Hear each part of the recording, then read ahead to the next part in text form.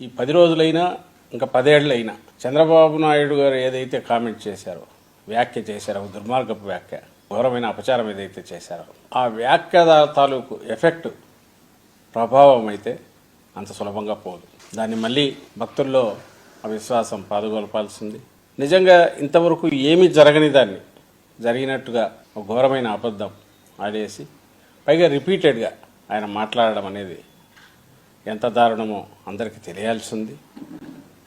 అలాగే ఆయన చేసిన వ్యాఖ్య, ఆ పాపం చేసింది చంద్రబాబు నాయుడు అనే విషయం కూడా ప్రపంచమంతా తెలియాల్సింది. చంద్రబాబు నాయుడు గారన్న జంతువుల కొవ్వు అన్నది ఏ సప్లైస్ అయితే ఆ కంపెనీ చేసిందో, ఆ కంపెనీ చేసిన సప్లైలో అది ఉందనుకుంటే ఆ కంపెనీకి ఇచ్చిన షోకాజ్ నోటీసులో రిఫ్లెక్ట్ కావాలి. చంద్రబాబు నాయుడు గారు అన్న మాట, జంతువుల కొవ్వు అనే మాట ఎందుకు షోకాజ్ నోటీసులో రిఫ్లెక్ట్ కాలేదు, ఎందుకు ఆ రిపోర్ట్స్లో స్పెసిఫిక్గా లేదు? వారసత్వం తిరుమల ఎట్లా అనుకుంటాము, అలాగే ఒక ఆస్తిగా పోస్ట్ ఇండిపెండెన్స్ అనుకుంది వైజాగ్ స్టీల్స్. అది ప్రైవేటైజ్ చేసేది ఓ పక్క జరుగుతుంటే దాని మీద డిస్కషన్ లేదు, దాని మీద ఏం చేయాలనేది లేదు.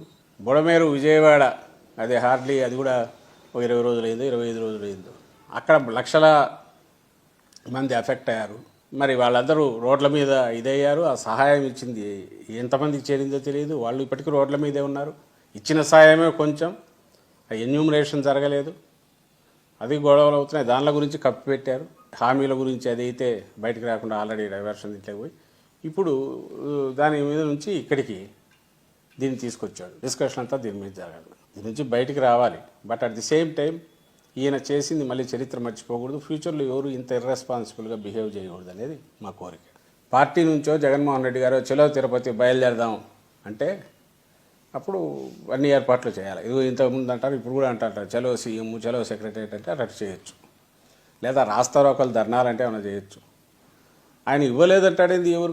క్లియర్గా దాంట్లో జగన్మోహన్ రెడ్డి గారి, మీరు కూడా నోటీసులు చూసింటారు అనుకుంటా, చూసింటారు. దాంట్లో జగన్మోహన్ రెడ్డి గారి పర్మిషన్ లేదు, లేని దాంట్లో మీరు పార్టిసిపేట్ చేయాలి. అసలు పర్మిషన్ ఏంటంటే తిరుమలకు అవసరమా? డిక్లరేషన్ అనేది ఎవరికి సంబంధించిన వ్యవహారం అండి?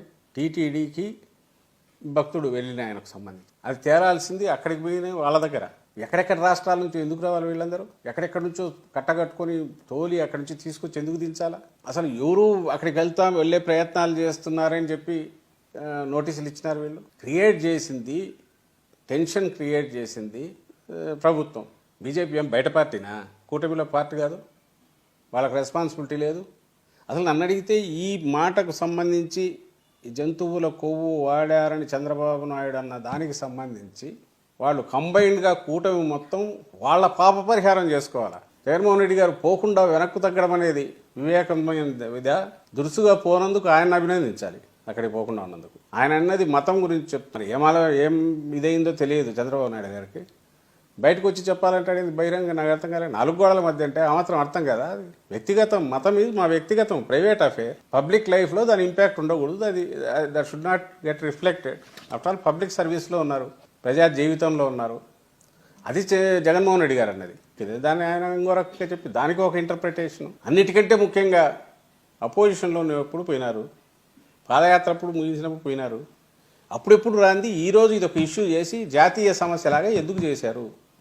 బోన్లో నిలబడి సంజాయిషి ఇవ్వాల్సింది భారతీయ జనతా పార్టీ నాయకులు, లేదంటే టీడీపీ చంద్రబాబు నాయుడు కానీ, జనసేన పార్టీ వాళ్ళు కానీ, ఇంకా వాళ్ళు మోస్తున్న మీడియా కానీ, అక్కడికి వచ్చే తిరుపతిలో అంతా వీరంగం చేసిన ఎవరెవరు ఉంటారో వాళ్ళందరూ కూడా